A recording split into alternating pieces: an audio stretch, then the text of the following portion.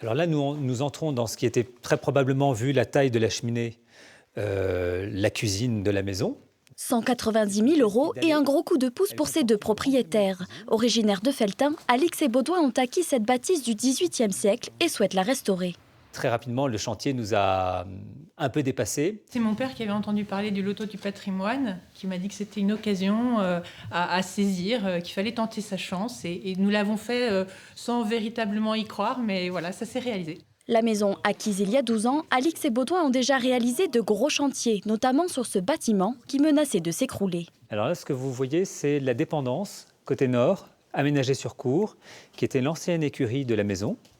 C'est un bâtiment un petit peu plus tardif, il date probablement plutôt du 19e siècle.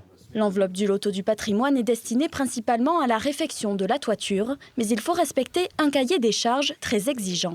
Il faut utiliser des tuiles qui soient des tuiles monuments historiques. Ensuite, il faut créer des lucarnes, il faut limiter le nombre de Velux, il faut que les cheminées soient conçues telles qu'elles l'étaient à l'époque. Des normes de restauration qui ont un coût et qui ont défini le montant du chèque alloué. Ils fournissent des devis travaux. Et ces devis, ils sont contrôlés par l'UDAP, c'est-à-dire ce qu'on appelle des bâtiments de France pour le département de la Creuse, pour bien vérifier que ça correspond à l'intérêt du bâtiment, l'intérêt patrimonial. La famille de Feydeau espère proposer des visites au public dès septembre prochain pour les Journées du patrimoine.